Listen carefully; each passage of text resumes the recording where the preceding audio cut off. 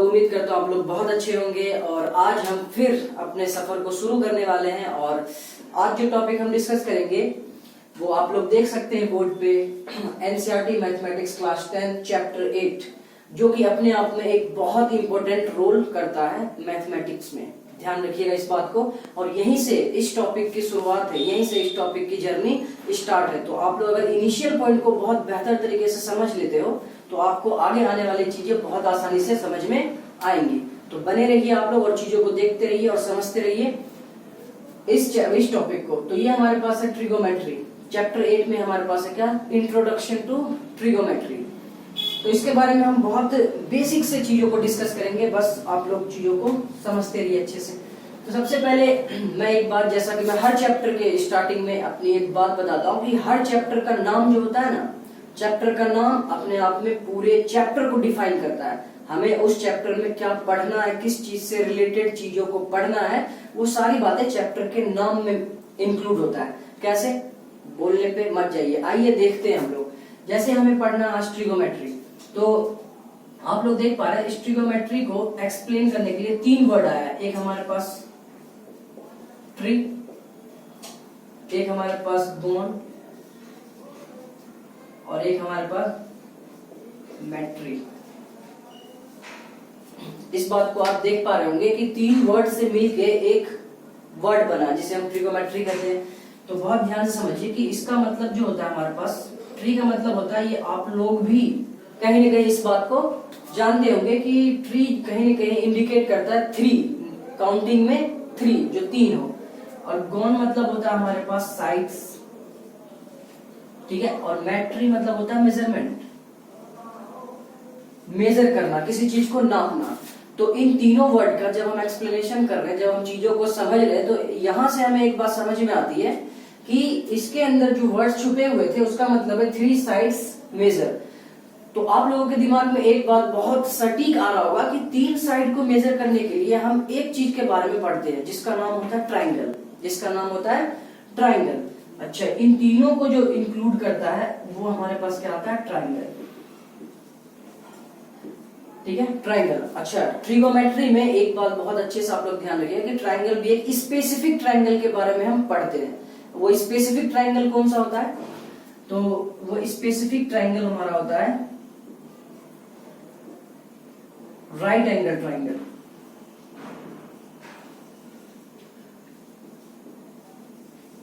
वो क्या हमारा राइट एंगल ट्राइंगल, ठीक है। तो इस बात को आप लोग समझ पाए होंगे कि ट्रिगोमेट्री के अंदर जो हम ज्यादातर बातें जो करते हैं अपने टॉपिक से रिलेटेड, वो हमारा किस पे होता है, राइट एंगल ट्राइंगल पे। तो आइए हम इसके इंट्रोडक्शन को और थोड़ा सा बढ़ाते हैं। ये तो हमारे पास चैप्टर के नाम का इंट्रोडक्शन था। देखा हमने कि उसको एक्सप्लेनेशन जब हमने किया तो हमें ये सारी बातें देखने को मिली। अच्छा, आगे देखते हैं। तो बहुत अच्छे से समझ पाइएगा, अगर आपके पास 2 चीजों का ज्ञान होगा, अगर आपके पास 2 चीजों का ज्ञान है, एक तो आपके पास ट्राइंगल का, और ट्राइंगल में भी कौन सा triangle, right angle triangle, right angle triangle. और एक आपके पास कोऑर्डिनेट ज्योमेट्री का,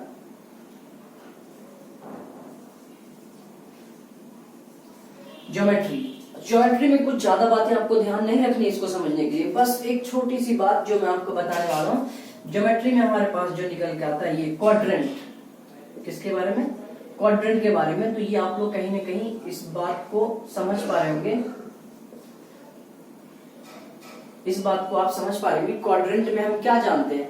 बहुत सीधी सी बात है, ये हमारा ओरिजिन होता है, ये हमारा ओरिजिन होता है। और अगर इस साइड हम चलते हैं, इस साइड, इस लाइन पे, तो हम पॉजिटिव डायरेक्शन को कवर करते हैं। अगर यहां से चलते हैं तो भी हम पॉजिटिव डायरेक्शन को कवर करते हैं। ये हमारा वाई एक्सेस होता है पॉजिटिव, ये वाई डैश, ये एक्स और ये एक्स डैश।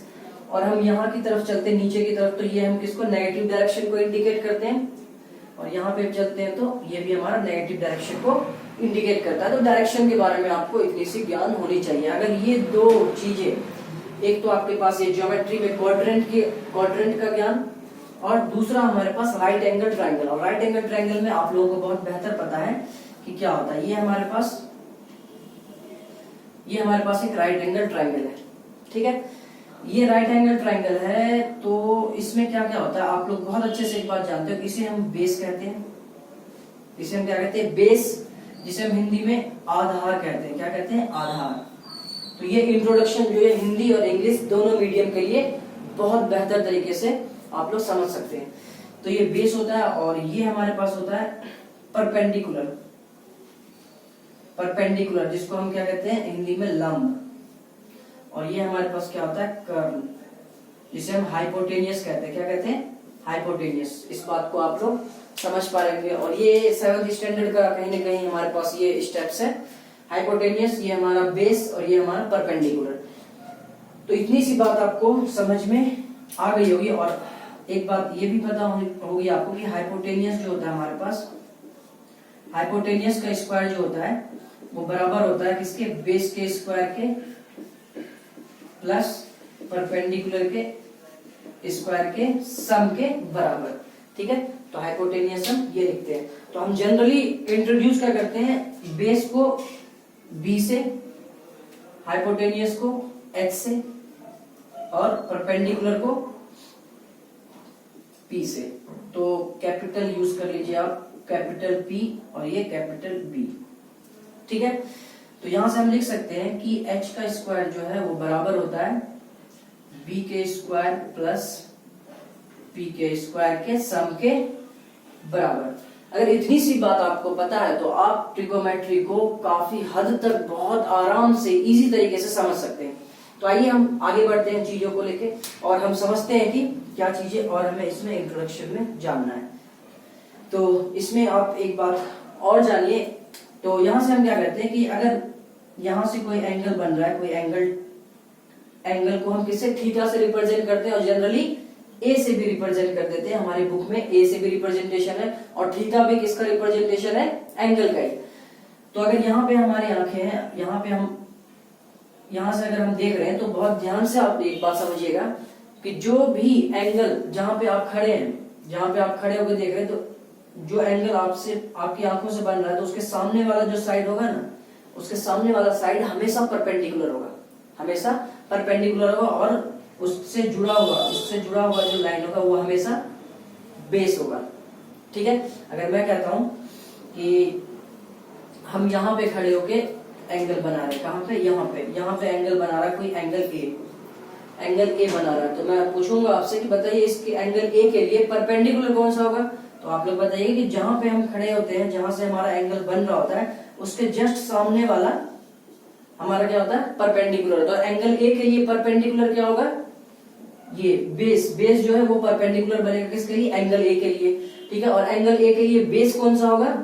बेस हमारे पास ये जो परपेंडिकुलर है वो क्या बन जाएगा? बेस। और हाइपोटेनियस तो दोनों एंगल के लिए सेम होगा। ठीक है, तो इस बात को आप समझ पा रहे होंगे।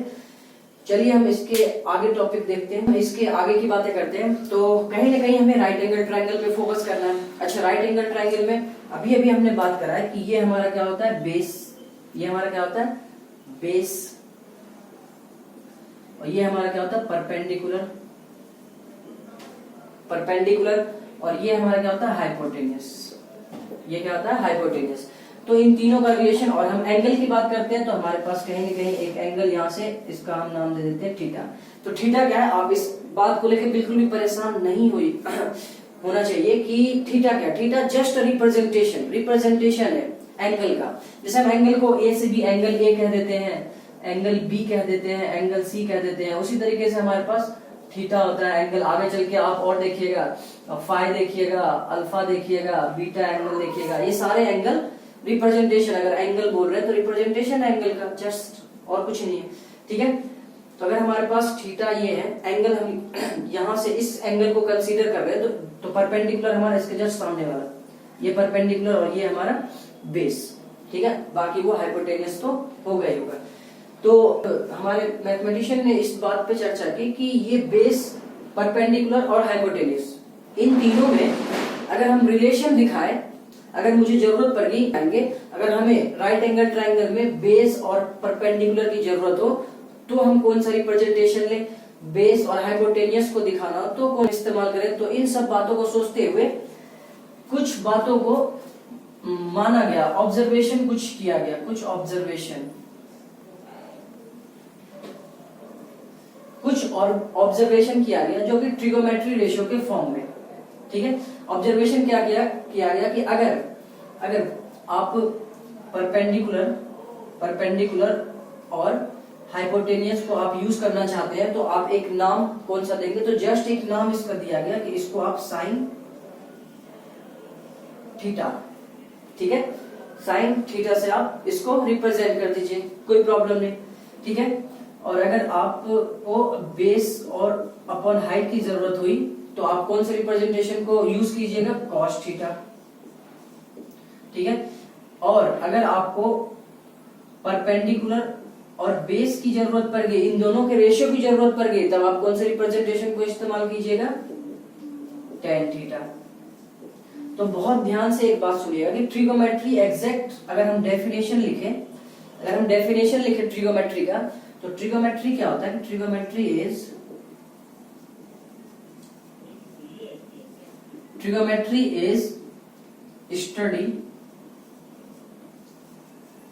study of relation